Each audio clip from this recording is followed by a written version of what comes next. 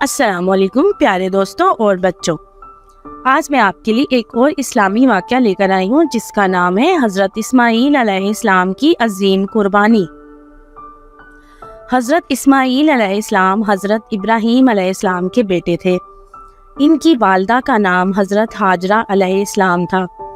حضرت اسماعیل علیہ السلام جب گود میں تھے تو اللہ تعالیٰ نے حضرت ابراہیم علیہ السلام کو حکم دیا کہ اپنی بیوی اور اپنے بیٹے حضرت اسماعیل علیہ السلام کو لے کر حجاز چلے جاؤ۔ حضرت ابراہیم علیہ السلام اللہ تعالیٰ کے حکم سے اپنی بیوی حضرت ہاجرہ اور اپنے بیٹے حضرت اسماعیل علیہ السلام کو وہاں چھوڑ کر واپس چلے آئے۔ ننھے اسماعیل علیہ السلام نے پیاس کی وجہ سے رونا شروع کر دیا۔ حضرت ہاجرہ علیہ السلام نے سوچا کہ پہاڑی پر چڑھ کے دیکھوں، شاید کوئی آبادی یا سبزہ نظر آ جائے جہاں سے پانی مل سکے۔ انہوں نے ننھے اسماعیل علیہ السلام کو ریت پر لٹا دیا اور قریبی پہاڑیوں صفا اور مروہ پر دوڑ دوڑ کر چکر لگانے لگی، لیکن انہیں کوئی انسان دکھائی نہ دیا۔ وہ فکر مند ہو گئیں۔ حضرت ہاجرہ علیہ السلام مایوس ہو کر ننھے اسماعیل کو دیکھنے واپس آئیں تو حیران رہ گئیں۔ انہوں نے دیکھا کہ ننھے اسماعیل علیہ السلام پیاس کی وجہ سے ایڑیاں رگڑ رہے ہیں، اور جہاں ریت پر ان کی ایڑیاں رگڑ کھا رہی ہیں وہاں سے پانی کا چشمہ نکل رہا ہے۔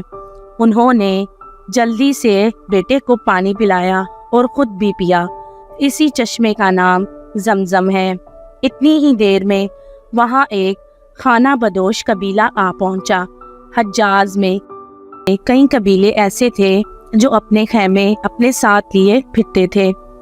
انہیں جہاں کوئی پانی کا کنواں ملتا وہاں خیموں کی بستی بسا لیتے۔ اس قبیلے کا نام بنو جرہم تھا۔ ان لوگوں نے حضرت ہاجرہ علیہ السلام اور ننھے اسماعیل علیہ السلام کو دیکھا اور ان سے چشمے کی داستان سنی تو بہت حیران ہوئے۔ وہ سمجھ گئے کہ ان ماں بیٹے پر اللہ کا کوئی خاص فضل ہے۔ انہوں نے ننھے اسماعیل علیہ السلام اور ان کی والدہ حضرت ہاجرہ علیہ السلام کی بہت عزت کی اور پھر وہیں خیمے لگا لیے۔ حضرت اسماعیل علیہ السلام جب اتنے بڑے ہو گئے کہ کام کاج میں اپنے والد کا ہاتھ بٹانے لگے تو حضرت ابراہیم علیہ السلام نے ایک خواب دیکھا۔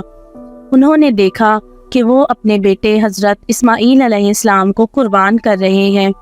انہوں نے اپنے بیٹے حضرت اسماعیل علیہ السلام سے اس خواب کا ذکر کیا۔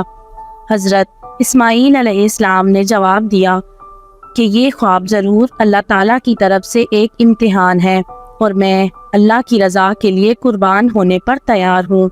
حضرت ابراہیم علیہ السلام نے اپنے بیٹے حضرت اسماعیل علیہ السلام کو شہر سے باہر منا کے مقام پر لے گئے اور انہیں پیشانی کے بل لٹا دیا۔ اسی وقت ایک فرشتے نے پکارا کہ آپ اپنی آزمائش میں پورے اترے ہیں۔